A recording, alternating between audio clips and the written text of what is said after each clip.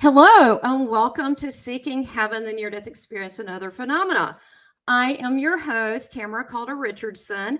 I am a multiple near-death experiencer and spiritually transformative experiencer, as well as an international medium and channeler. So if you haven't subscribed, subscribe, like, watch, make comments. I definitely try to respond to all of them. So I'm so excited about today. This is something that's been long planning, and wow, it's finally here. I have a very good friend, client, and he's a brilliant, he's a brilliant man. He is a scientific researcher as well as a philosopher, and he's here today, my friend, which is the author of Master of Reality, and he's going to be talking about super relativity and the unified field theory. And it's amazing because he's been studying and researching, and his whole life, his work has been on Einstein and completing anti-gravity, and he has solved a lot of this. So today he is going to present an awesome PowerPoint presentation, and then stay tuned for part two, because we're going to go into the question about alien spacecraft technology, all sorts of things about stargates. He is really interesting. So stay tuned for that. And then we'll have a third episode, which will be the spirituality behind it and how we met and his journey with the science and how that crosses over. So really fascinating. You're not going to find it anywhere but here. Brilliance and a lot of fun. So here we go. Let me introduce Mark Fiorentino. You're here. Hello, Tamara. Well, you finally made it. Yes, I'm very happy to be here. It's going to be a lot of fun today. Oh, absolutely. Well, I'll tell you what, I can't really do you justice in the intro. I mean, knowing you as a person, you have so much integrity and you're such a kind person. But when you look at your actual scientific research findings and your passion, which is solving the unified field theory, it's amazing. I mean, it really is. You really get to see how your mind works. So if you want to dive right into the PowerPoint, I know there's a lot of meat there. I know everybody's probably anxious to see what you have. Sure. I just want to introduce the PowerPoint by giving you a slight or a quick overview of the super relativity, which is a metaphysical theory. I have studied the fundamental nature of reality. In other words, I studied the nature of things that exist. Super relativity is a reality model and a philosophy that deals with the first principles of this material world. This includes abstract concepts such as being, knowing, substance, cause, identity, time, and space. The theory over the years has evolved into the unified field theory as Einstein first envisioned it. It is more commonly known as the theory of everything. The theory is comprised of a series of metaphysical concepts and axioms that demonstrate that this physical reality exists independently of an individual's consciousness and mind. I believe in realism. At the same time, I believe that our universe is a subset of a superverse in which consciousness, our physical universe, and all other universes and dimensions are connected to each other and to God, who is the source and the creator of all things physical and non-physical. The theory of super relativity is an intelligent design theory. With that in mind, that should frame what this proposal, this PowerPoint is all about. Sure. So let's just get into that now, and we'll share the screen. Okay. All right, so it's the origin of mass, gravity, inertia. That's what this is all about. That is the road to the unified field theory. Einstein never really realized the mechanical explanation, but he got very close. And in this proposal, in the PowerPoint here, I'm going to go into the details that really reveals that he was on the edge of getting it all. He just was born too soon to get the full mechanical model. That will be revealed today in this PowerPoint presentation.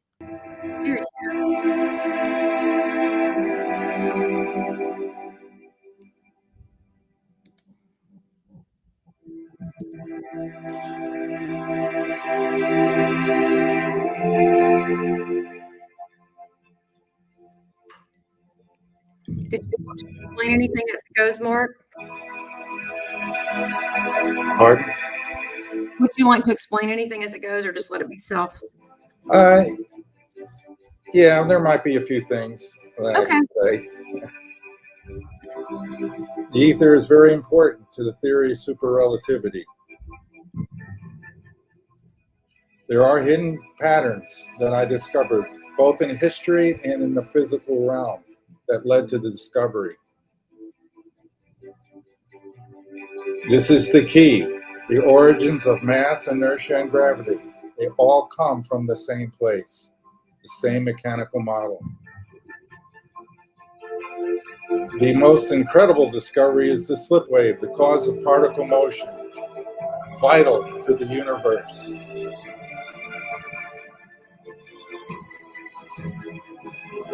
The spin-off of discovering gravity was the antigravity.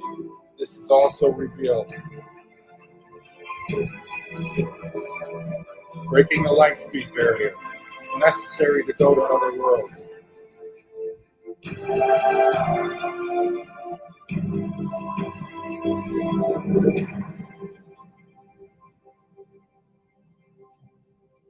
I didn't know what to expect when we started this interview, but I got to tell you, Mark, you're one of the best guests I've ever had the pleasure of having on.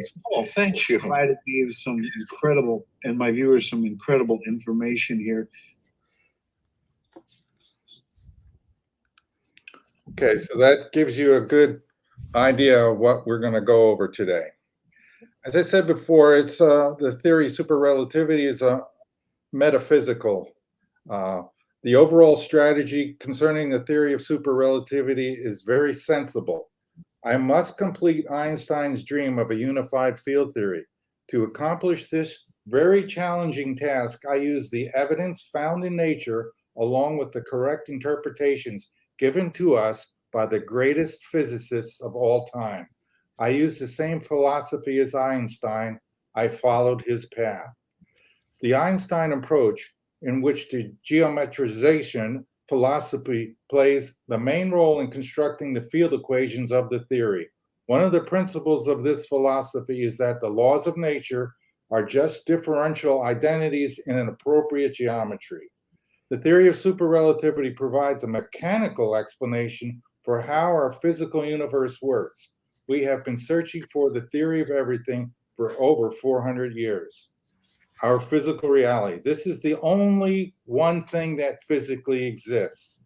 That thing is the ether. The ether is a quasi-elastic solid. It is the fundamental field. All things that we observe are simply different manifestations of this real physical object. All forces, energies, and particles are consubstantial with the ether. That means they are made of it, are part of it. It is the same thing. Particles are ultra small electromagnetic fields in motion within the ether. It is from this framework that I discovered the mechanical model that I call the theory of super relativity. I searched for and found the origin of mass, inertia, and gravity. Once I came to understand how the gravitational field is created, the discovery of anti-gravity field rapidly followed. If we want to understand how anti-gravity works, we first have to understand how gravity works. By going through the process, many other scientific breakthroughs were discovered. And essentially, the ether is the bottom line. We must remember that. It is the fundamental field. So Einstein basically established that the unified field theory is just this simple statement. Electromagnetism and gravity emerge as aspects of a single fundamental field. That single fundamental field is the ether. Oh, okay. Okay. That from that field we get what I'm going to introduce right now. Electromagnetism and gravity emerge as aspects of a single fundamental field. The super relativity version deconstructs the Einstein version of the unified field theory into three separate types, aspects that are unified via motion within space. The primary field of force is electrostatic. It's a twist of space. It is the basic structure of the particles. They're formed as basically a vortex, which is not a new idea, really. It was really very popular in James Clerk Maxwell's time, and Heaviside and others worked on the vortex particle, but they never found the cause of motion. And I'm not sure that they were looking for it, but they had an idea that these particles really have to be either a vortex, a clockwise or a counterclockwise rotation. And there was evidence coming from Faraday that kind of established that that indeed was the case, that these particles are clockwise and counterclockwise twists of space. And that is the primary field, or the electrostatic field. The secondary field of force is the magnetic field. The magnetic field comes about as a result of moving charge. Charge gets its motion from its structure, which causes a pressure wave within the particle that causes the motion. And once that is established, the magnetic field comes about as a secondary force. In other words, the twist in space as it's going along through space causes space to rotate around the particle as it's moving. This makes perfect sense. And this was verified, in fact, by Michael Faraday and his experiments having to do with induction. And so the magnetic field only happens when a charge moves. So that's 2/3 of the unified field theory already completed in Maxwell's time. The only thing left was to figure out a way for moving charges to cause a gravitational field. The other secondary field of force is a gravitational field, and it's caused by the accelerated motion of fundamental unbalanced charges. We'll get to that more later. Yeah. You have any questions yet or anything? Yeah, I'm like, oh, so many, but I know I've seen some of this, so you're going to cover a lot of it already. But so the vortex is interesting. You're talking about moving through space. The particles surround the object that has motion. The vortex, is that vortex, that wouldn't be like a portal or a black hole, not the same thing. Right? Okay. No, it's quite literally, and I'm going to show you what it looks like. I have a video. Good. Because a lot of what I did like Einstein did. I connected to the other realm by, I guess you would call it almost like a remote viewing technique of the universe, trying to see things that could not really be seen unless you connected to it and observed it by doing mind experiments. And so some of these visualizations I've managed to put to our fine graphics that give a fair representation, because what I'm saying is these fields of force have a geometry, a real geometry and a real shape, and we'll get into that.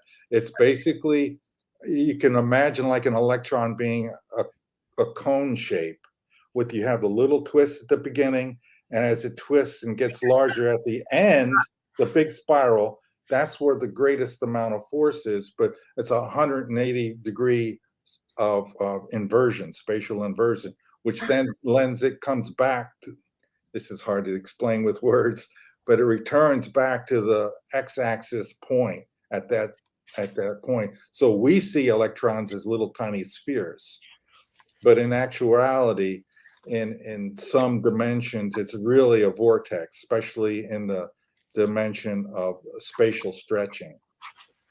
Oh. So you mean sort of like this, where sorry, Mark, where it's like that's a good idea. That's pretty much it. But it's in 3 dimensions, so the whole.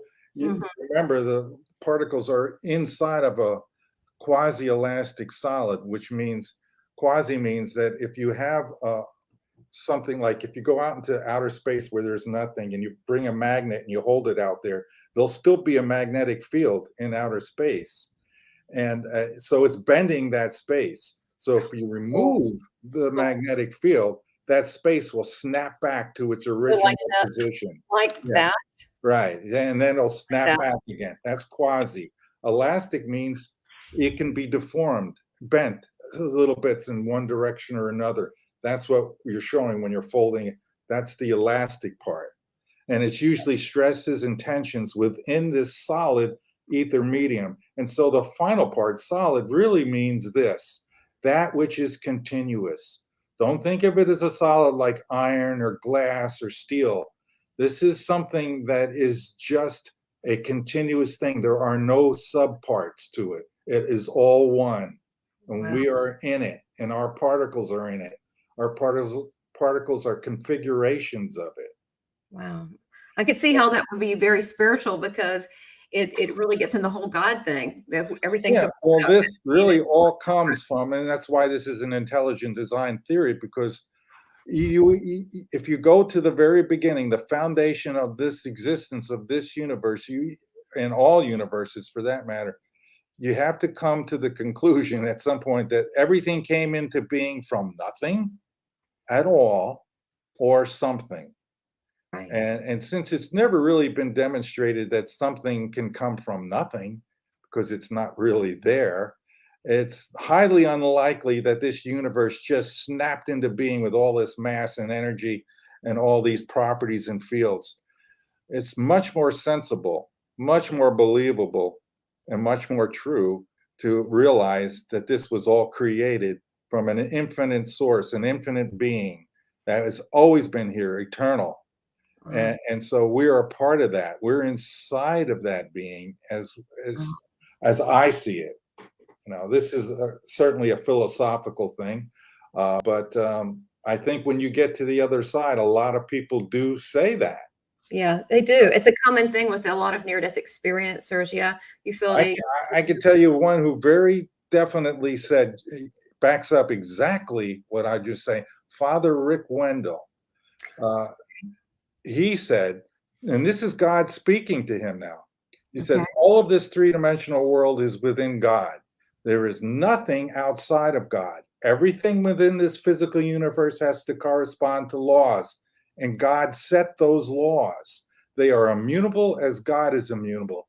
None of this, what we see and experience, is an accident. It is intentioned by God. And I use that word many times in my book, the power of intention. Yes. Make this all come about. Time does not really exist. God is outside of time. We Mhm. have a perception of time in the physical world. That perception changes according to our circumstances. That's exactly right. I, Mark, this is funny. People are thinking, "Oh, this is a scientific thing," but you know what? We're actually bringing together the philosophy behind, or the commonalities behind near-death experiencers, and that experience of the oneness, as well as the spiritual aspects, and also other worlds, UFOs, time travel, propulsion of this anti-gravity. So like you actually are the first guest to bring, except for unless we throw in Bigfoot, but that's something else. Other than that, and fairies, you've actually encompassed everything that you're going to be talking about in this series. well, shouldn't a theory of everything do that? I know, right? So this is so It, much more it, than it it, appears. it, it should do that, and it's definitely doing that. It has to be, because we're talking about the foundations of reality. So, I'm just going to come out and say it as I see it, as the evidence. I'm taking and accepting evidence coming from people like you, coming from mediums, and coming from near-death experiencers.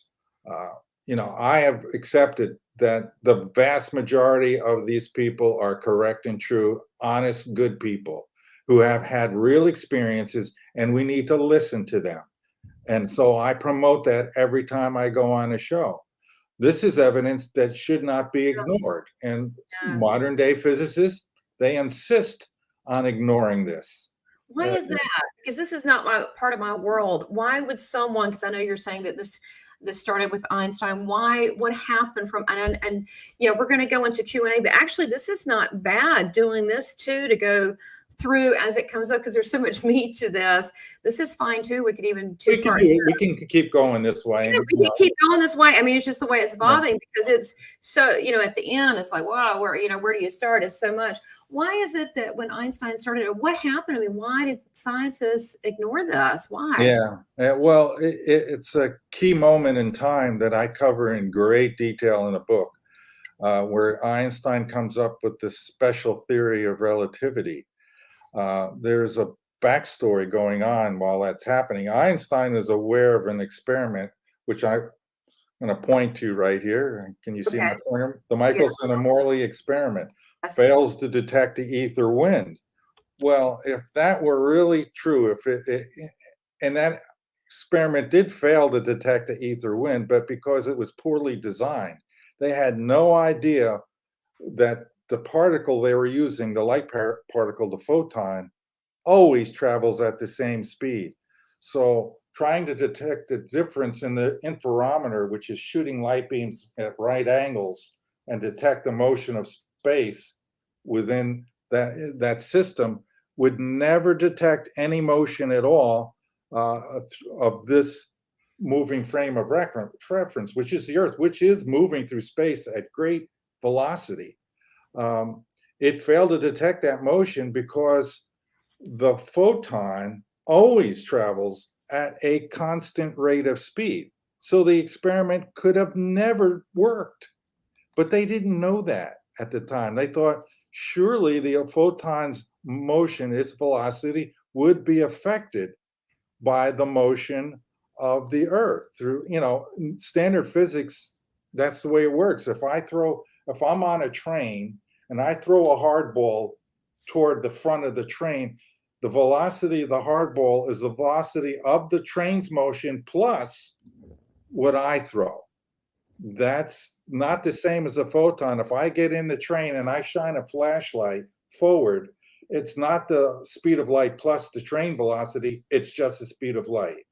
And if I go to the front and I shine backwards, it's still the speed of light. So I could not detect a train motion using light. It won't work. And that's why this experiment never worked. Unfortunately, Einstein knew that this was he was monitoring this, and then there's speeches where he makes reference to this experiment that he was aware of it. And so it affected what he said in his special theory. He discounts the ether because he knows if he includes it, what's going to happen is they're going to ignore his theory because, hey, we just had the experiment that definitely proves there's no ether wind, therefore there's no ether, therefore your theory is going to be wrong. Okay. So what's so bad about it is it uses the Lorentz transformations. They were developed using a stationary quasi-elastic ether model.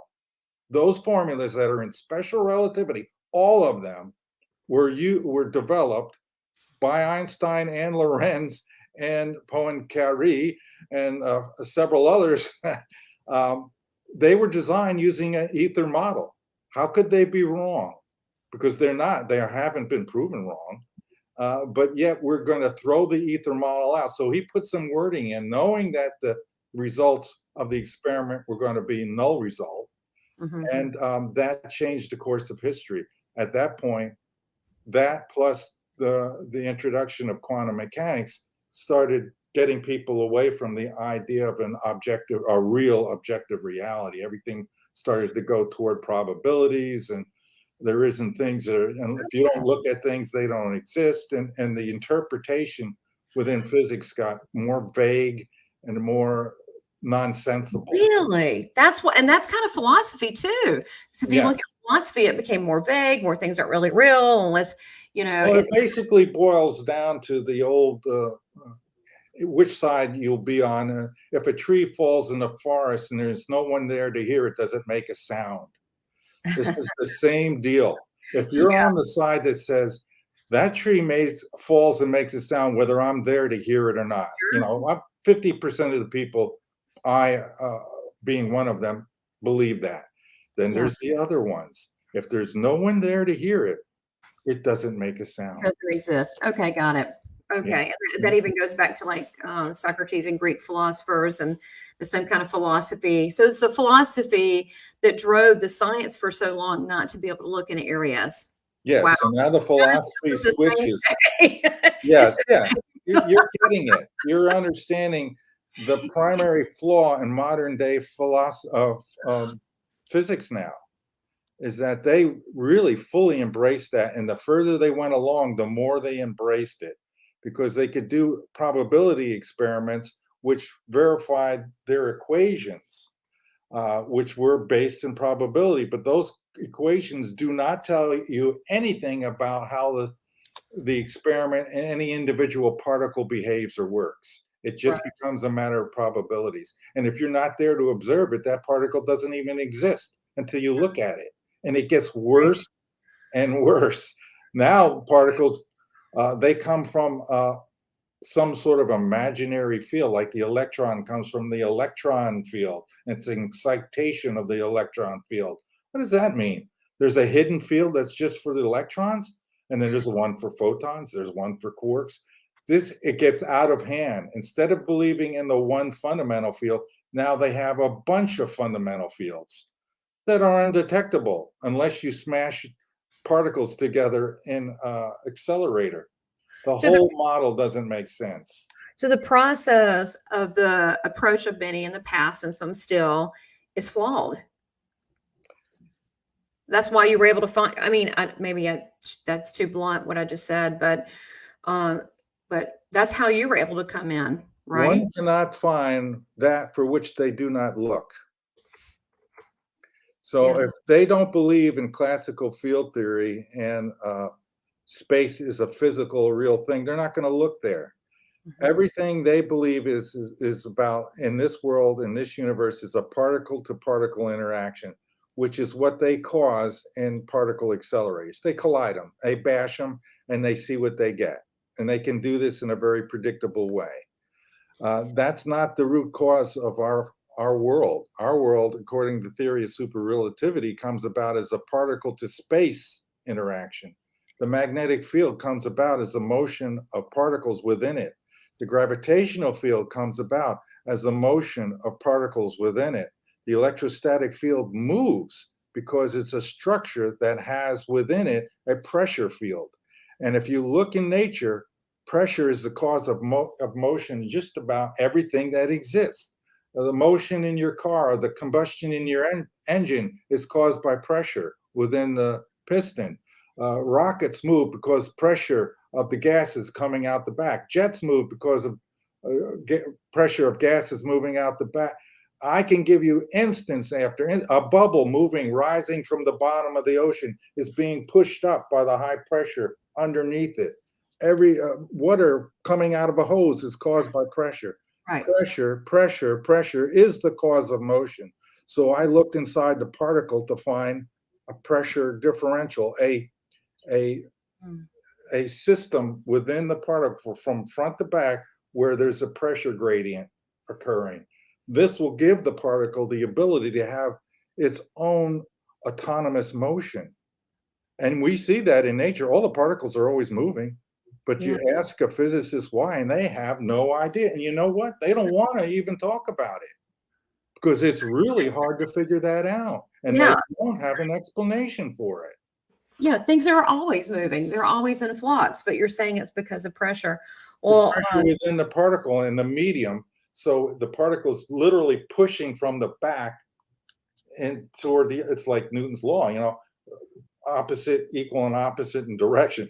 The pressure coming from the backside of the particle, because the space is expanded, pushes away from the back forward where there is a less expansion. So it has a velocity. A velocity means a motion in a particular direction. That's a velocity. It's different from just speed, which is just a motion, which doesn't hardly make sense. A velocity is a motion in a particular direction. That's what particles possess, all of them. And if they didn't have this mechanical system, which I discovered, this wouldn't work. And I'm not the only one that thought that. You know who else thought about this?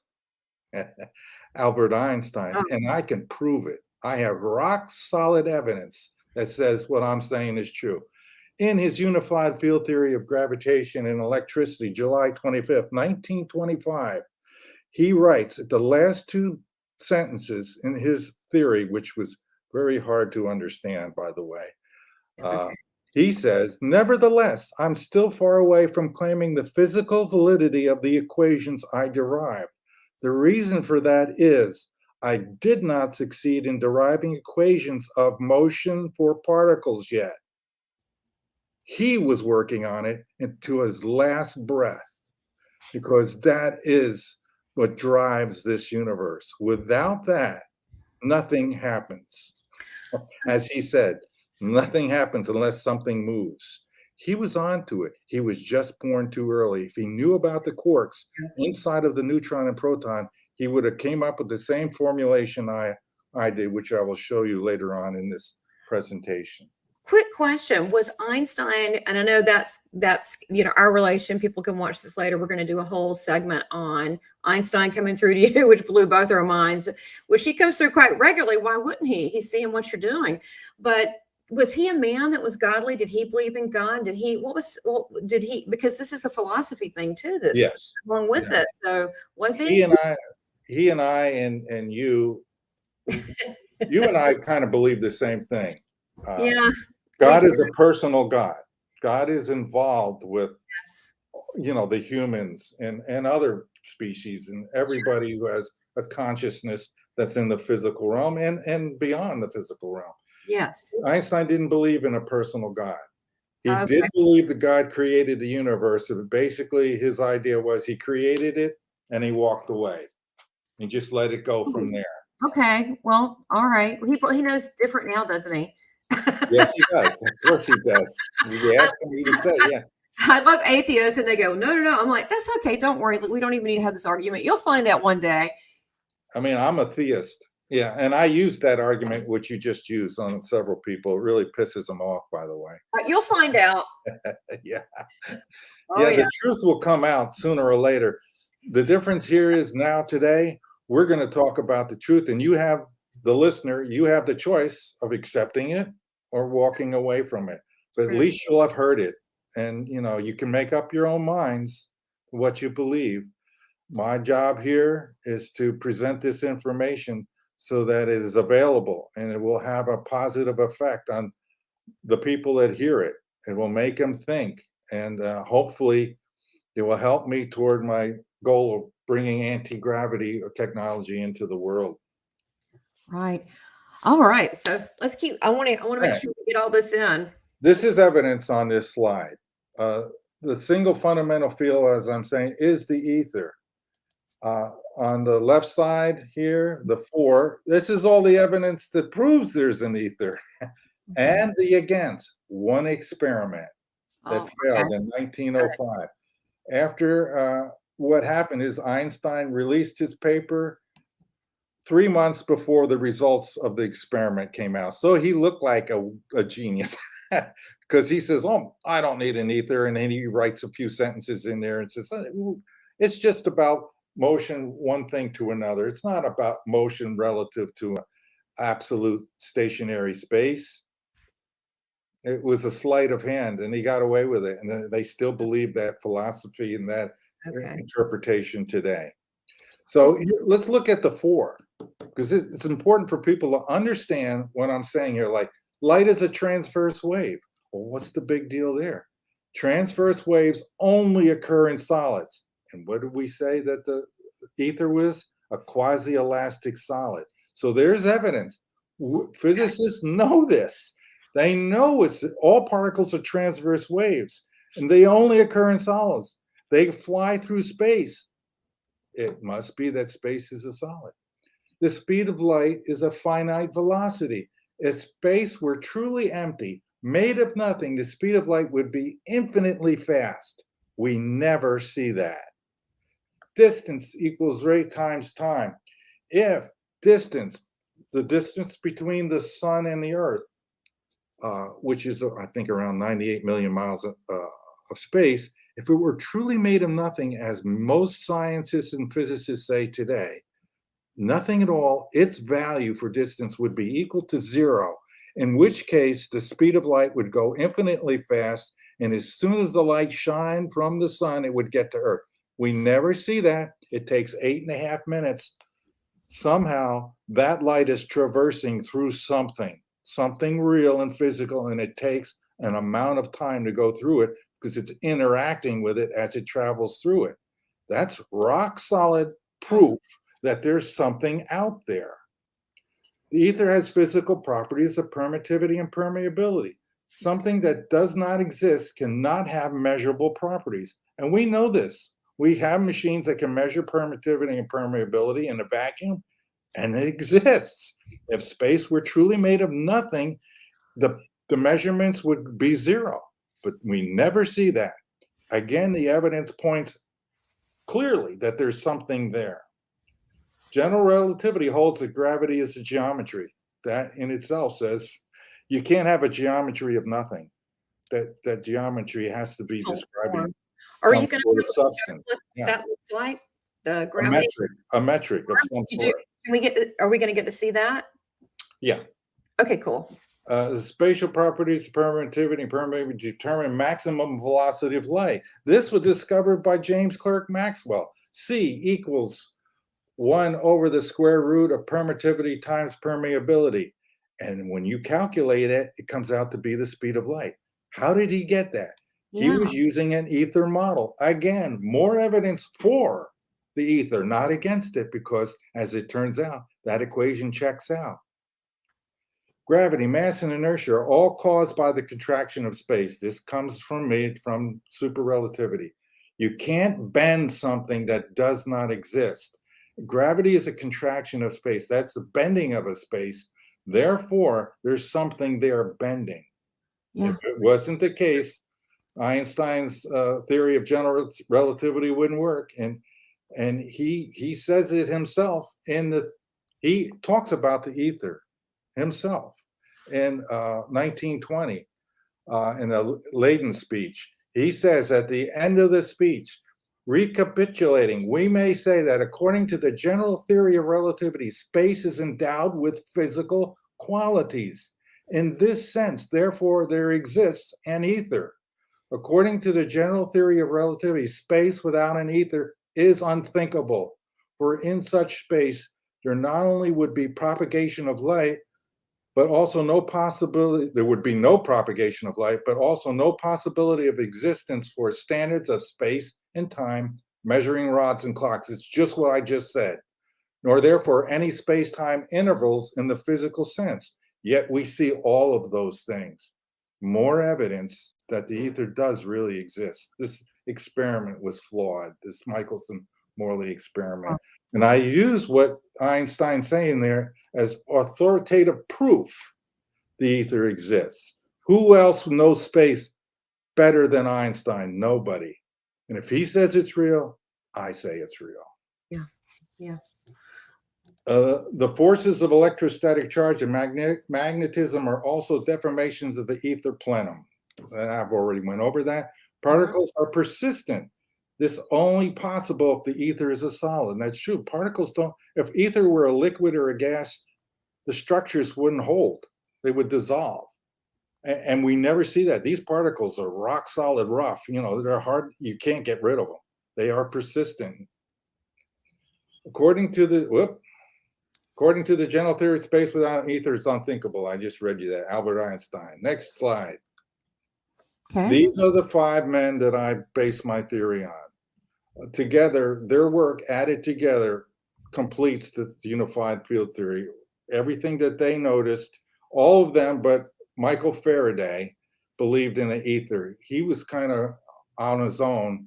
In his Christmas lectures, he even apologizes about saying he doesn't really go with the ether. He thought magnetism was one special field and an electrostatic field was the other, even though his experiments clearly showed that they were related somehow because they affected one another. But all these other guys, Lorentz, Maxwell, Einstein, Isaac Newton, all believed in the ether. This is the A team. I'm going with this team. I put these guys up against anybody today. Believe me, these guys are the ones that know. The other guys, they don't know what's happening. Super relativity definition of force. This is important to understand. Force really comes about as the action of space being bent. When you bend space one way or the other, you cause stresses and Like this tensions. again? Yes, and these stresses and tensions can, like an elastic rubber band, if you stretch it, you have a force that's pulling it wants to pull it back together again. Going through the definition of force or action at a distance is caused by deformations within the ether medium. Stresses and tensions within the ether are the real and physical fields of force that we observe. These different types of deformations or bendings of space comprise the various aspects of the fundamental field. This is the thing that's bending, the ether. Mhm. The possible deformation types of a three-dimensional continuous medium. Negative charge is a clockwise rotation of space.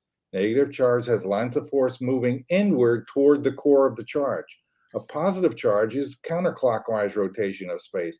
Positive charges have lines of force that move outward from the core of the charge. Then there's the stretching of space, that's anti-gravity, and the contraction of space, that's gravity. It's just that simple. There is nothing complicated. You've got rotation this way, rotation that way, in and out. That really, when you think about it, that's all you can do with like silly putty. Well, you can't do anything else. You can twist it, you can stretch it, There it was does the same. You can compress it, and that's the world, the three-dimensional world, the Mhm. physical continuum. That's the things you can do to it. That's how you can affect it. And when you bend it in these ways, forces occur that cause motion. And so the force is the thing behind motion, and which is how we define energy. right. Wow. So we go to the next thing. So here's a more detailed description of the forces. Electrostatic force is a torsion field. The magnetic field of force is a torsional reaction to the moving charge. And I talk about this is a vortex structure. This is the thing in a magnetic field that happens when space rotates, causes a stretching. That's key. We need that for anti-gravity, magnetism. Mhm. Spatial density and pressure decreases. Permittivity and permeability decrease. That's very important because remember that formula I gave you. If Mhm. those numbers change, if they go lower, then the speed of light increases if you calculate that formula that I told you. So if you can affect permittivity and permeability, which I say you can by virtue of a magnetic field, you can create a spacecraft that can go any speed desirable, not just 2 times the speed of light or 10 times the speed of light. How about 50,000 times the speed of light? How about getting to a star system like Proxima Centauri in 15 minutes, not 4.2 years one way? That's not practical. Yeah. You No. want to be a star traveler, you need to up your game. We need to up our game. And this is the way I'm pointing to the road that clearly will make us have this ability. I believe this is what your entry level star travelers use, this technology. This is what the beginners use to get to other worlds. Now, there may be other systems. You're talking about UFOs and aliens that are millions of years more advanced. Maybe they can bend space and do that, that technique or something of that nature. But I'm talking about the newbies. This is what we do. This is what we can do because we have the technology to create the powerful magnets necessary. And all we need is a good power source. With those two things, we can build our own starships. And we can go and we could build our own hovercraft and travel across the face of the earth in record time. Well, I love it. I've just got to make a footnote on hovercrafts. Every time I watch a movie, like Minority Report or whatever, wherever there's a hovercraft, I am so upset that we should have the technology now to be able to do that, to travel in this way.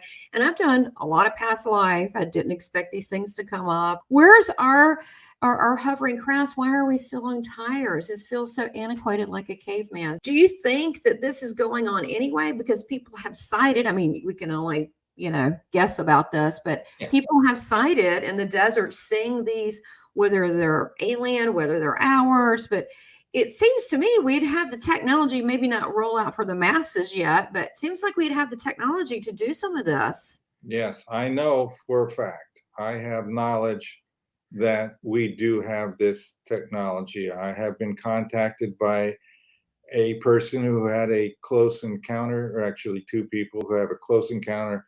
These people work for the government. That's all I'll say. They want to remain anonymous. Sure. They are terrified to come forward Oh, because of what they've seen. And it's been many, many years now, and they still remain silent. But this person gave me the whole story. And him and this other person got very close to a UFO that had landed nearby. So close they could touch it. And they saw markings on the UFO. And the markings said, U.S. Air Force experimental. And then they backed away. It started making all these rotating sounds, spinning sounds, and then it took off. okay. So I know for sure we've got them. And Right. so it's up to them whenever they feel that it's the right thing to do. And I don't know that they will ever feel that way. Yeah. Is it an energy thing? Why? I mean, we're only just speculating, but why? I mean, is it going to cost too much to roll something like this out? What about the cost of something like this? Is it like a Tesla thing, free energy? Is it going to be really expensive? Or would it just stop the whole car trade altogether? Or would they have to come up with a whole infrastructure for, you can't just have these things zooming out everywhere and people crashing into one another. Do you think that's the infrastructure of a society? No, it's all Politics. all corruptive reasons. Okay. I mean, I can go over them. It's a technology that is strategic. He who has it has the advantage, number one. Okay. So the unified field theory, if I'm correct, and I believe I am, will be classified. So they probably know about everything I'm saying today. Oh, sure. And so anti-gravity technology is the biggest secret that the U.S. government protects. They don't want people to know about the propulsion system, because if they can do that, then our enemies can do that. They probably already are. Hmm? They probably already are. Some of them maybe. China may be one of them that also has recovered. Anybody that recovers a spacecraft, they could look it over and they're going to find certain things in that spacecraft. One of them is high-powered magnets, usually coils of superconducting wire. And they're going to find the power source. And the power source is probably going to be the kind that the power companies don't want you to get a hold of. And I can go into that too. Okay. I know that they're covering up for people who have made discoveries in the area of free energy and power. Right. They don't want that to come forward. They buy up the patents, they hold them, and they never talk about it. The government also buys up certain patents and classified them as secret. So, and they're going to continue to do this as long as I guess they can get away with it. Well, what about the Elon Musk of the world? They'd probably be interested in it. He would be, if I could get an audience with him, if he would. Yeah. Okay, Elon Musk, come on. See Mark Fiorentino. Or even like, well, look at it though. He gets paid a lot of money to make rockets. Yeah. Well, this technology doesn't cost that much to build, and the cost of getting something into space would drop dramatically. You could take up 500 pounds object in a UFO, and it would cost pennies to do it, versus compared to the 20, 30, 40 million to get a satellite up now. So it's big business. The industry for the what do you call it? The aeronautical industry, the defense system, all that, they require us or themselves to keep building jets and rockets and weapons. We have to have some sort of enemy. So as long as they can do that, they can validate their big budgets and keep going. And so maybe at some point they'll declare aliens enemies if they run out of enemies here on Earth. Oh gosh, this is a disaster. God, we need some help. So it's all about money. A lot of it, yeah. So what I mean, there are people. I do believe maybe there's a lot that maybe it's just not about money, but maybe they have this is a sense of an adventure that might want to invest in this type of experiment. But that we have moon bases and things like that. This definitely would be helpful, at least for there, right? Wouldn't it be helpful for a special program? I think it would be so easy. It is easy to get to the moon now with a UFO. It can be done in under 15 minutes. We can get to Mars in 15, 20 minutes if we want. There could be great things. That's the utopian society where people can go to the moon for a dinner at a very low cost, because to build the Starship is like next to nothing compared to building a rocket that has to get them there. It's extremely complex and risky, and requires an immense amount of hardware and effort. Whereas you build a design for a hovercraft that can do that, and once you got that designed, you can mass produce it with the energy system and the magnets and the shielding and everything, and you can zip all over the place and carry as much as you can fit in your ship. And so going to the moon for a nice romantic dinner looking back at Earth would be very easily done. Going to Mars and establishing a base there probably already has been done. Probably already done in the moon. Probably these bases are underground. That's why we don't see them. Plus, NASA controls the photographs, so they're never going to release a photograph of something that we could identify that shouldn't be there. True. So, it's pretty frustrating when the people who are keeping the secret have control of the media that could be used to, unless somebody else sends up a satellite on their own, like Musk, and takes pictures. Yeah. But the government would never let them do this. No, you can't send up a satellite taking pictures of the dark side of the moon. There's something there that nobody needs to see. We're working on things. And if you do that, we're going to arrest you and we're going to shut your business down. So he's not going to do it. Well, that wouldn't be so good. Well, you know what would be a big game changer if we had this, and not like an alien invasion where it's awful and it's some big, Independence Day thing, but something where we had the we can call them aliens, and not necessarily the Greys or the reptilians, but maybe the Palladians, the Syrians, whoever they're, that land. There's so many different ones that would land, and that would be the peaceful one. That would be a game changer. Yeah, right there. That would be a total game changer. And I'm wondering in our lifetime here, will we see that? And I think there's so much activity that's in the sky. These crafts that you're talking about, this technology, that I they have been looking and observing, but I do feel like we're going to see something is going to happen. It's going to change things. There's going to be some interaction. I don't know what would create that, but I do. And I think that would change everything. And that would open this whole chapter on your research. I would think. Now, I've talked to some abductees to get their perspective on this, why they haven't contacted us. Well, they have to a degree, but it's always on a military base or something of that nature, or they capture a crashed UFO and there's still some alive, and they can't get away, so there's contact.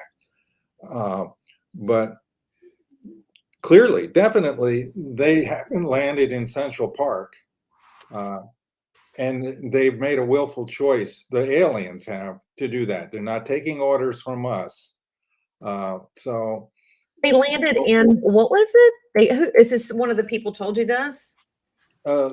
Yeah, Susie Hansen is her name. Okay. And she says they won't contact us because we're not ready yet.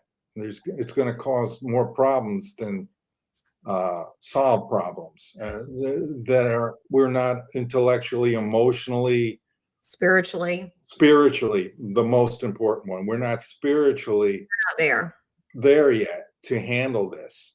And I am. I think you are too. So just sign me up. And you and I are working on that, and others that that we know.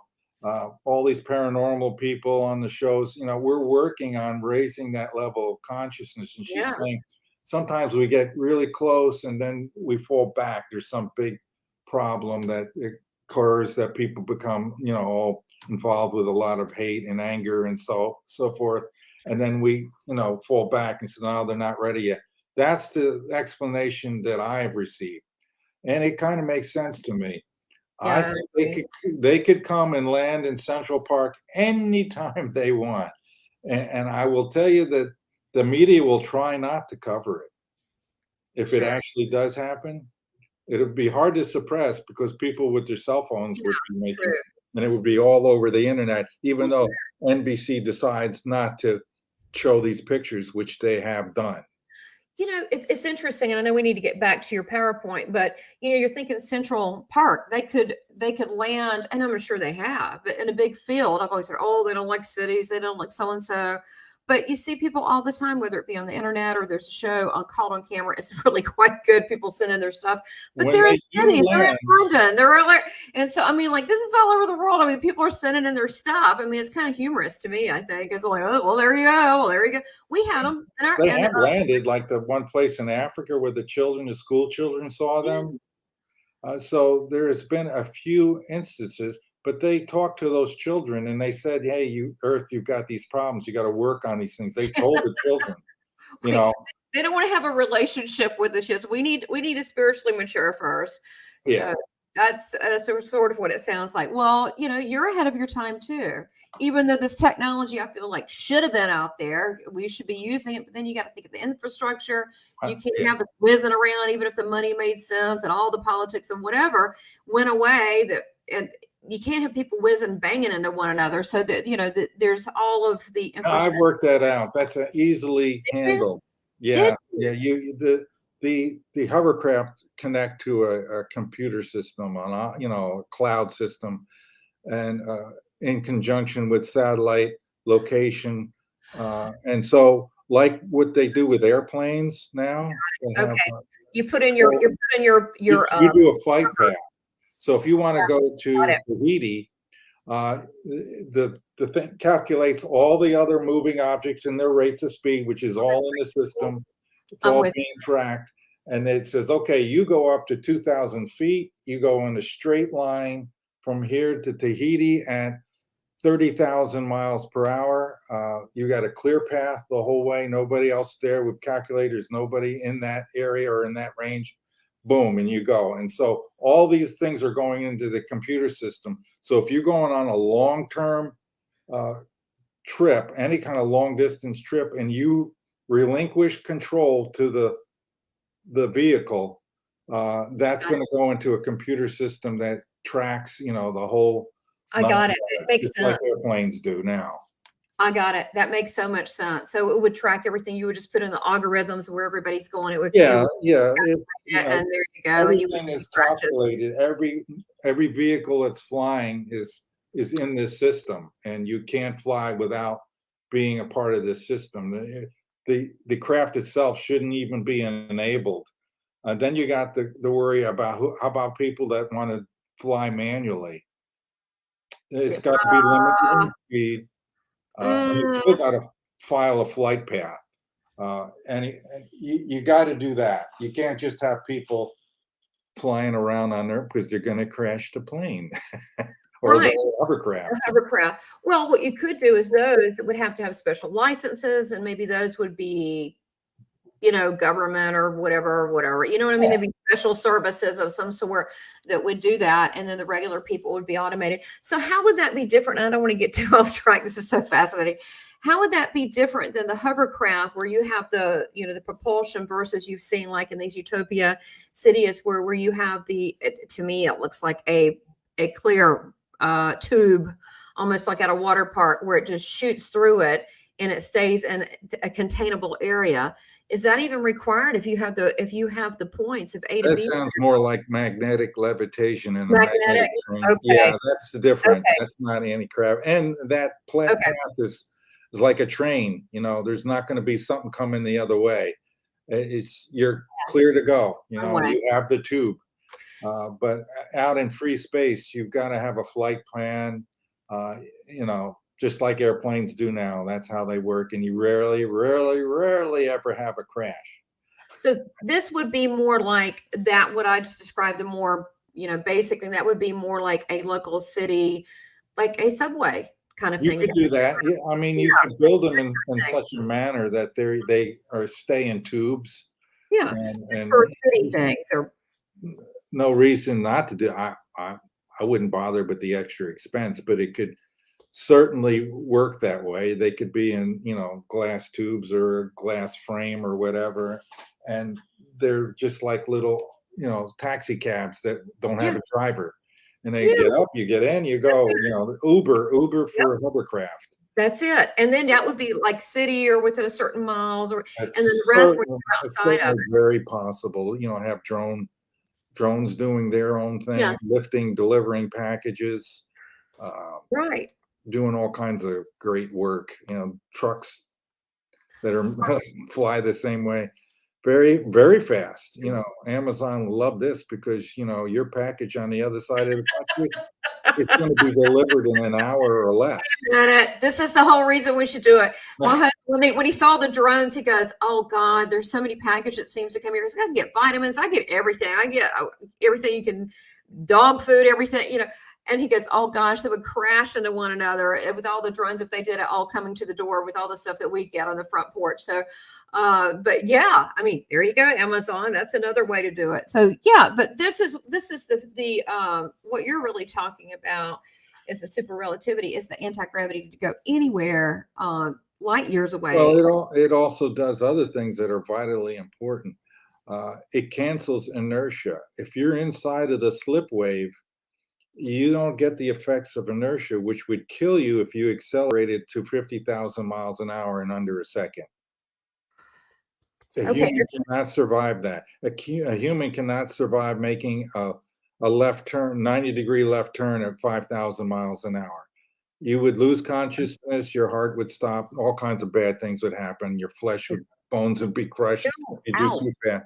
You have to be within the slip wave, and the slip wave cancels inertia so that when you make those maneuvers, it's like you're floating. You're floating inside of this ship and you don't feel a thing. If you don't see the window, if you're not looking out a window, you wouldn't even know you were moving. And That's it has to be that way, or that kind of space travel would not be possible. So you're kind of like ready to star travel. I mean, you don't really have to be like an astronaut and go through whatever the weightlessness and all of this, and you're going to puke. You just get it. You don't feel any of that. No, if you tried to make a rocket ship just using rockets and get it to go to the speed of light, which you can't do because it would take all the energy of the universe to get up to the speed of light. But let's just say you could. The Lorentz transformations, if you work through those will take effect, especially when you get up to 80, 90, 99% the speed of light. You'll be compressed and flattened like a pancake for real. You will have inertia that increases to the point where you'll be flattened to the back of your chair, not able to move, not able to breathe. Time will stop. It won't really, but your clock will. Okay.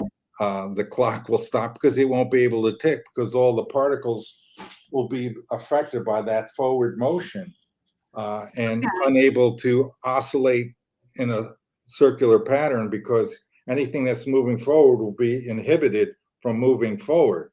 So all your particles, everything in your body and your ship all begins to flatten out as you approach the speed of light. This is a serious physical problem that has to be overcome. Unfortunately, the slip wave handles all of the Lorentz transformations are canceled out because you're biasing space. You're stretching it apart, less permittivity and less permeability, less interaction with the space that almost becomes nothing. It's stretched so thin. So now you're moving through something that all the particles in the ship and everything that are inside of the slipwave field, this highly intense magnetic field, are protected from the Lorentz transformations. It's vitally important for space travel. So what I was going to say, then that would relate, and I hate that I can't see your whole head as we're talking. Maybe I should put your whole head up here while we're talking just for a second. There you go. So just for a second, then we'll go back. And I know we're going to do a part 2, so maybe we could we could just continue this in part 2. Yeah, well, let's continue this because I want to let's do this part 2 because what I want to ask you about is how does this relate to time travel? How does the anti-gravity and going from point A to B and universes, dimensions away, if you have the technology where people just don't explode inside their bones crush, and that they are contained and the particles are contained in such a way that it's intact for star travel, then how does that affect time travel? So you're going to have to find out on part 2. So stay tuned for part 2 for time travel. And I also want you to talk about stargates. And then, wow, this is just so much, Mark. we're who knows? We're going to have so many questions from people, but how fascinating isn't this? So thank you, everyone. Stay tuned for part 2. We're going to talk about time travel, UFOs. We're going to talk about more of this type of thing, as well as quantum physics, how that fits in, and then spirituality. And then you're going to get the backstory, further episodes on the spiritual aspects of this and what the universe has been telling Mark, and what the universe has been telling Mark also through me for years now. We've known each other, what, 5-6 years? It's hard to believe. Yeah, I think it's like 5. Yeah. Yeah, so it really proves that we are one. The universe does know what we're doing, and they care. The universe, God cares. So stay tuned for time travel, and we'll see you next round.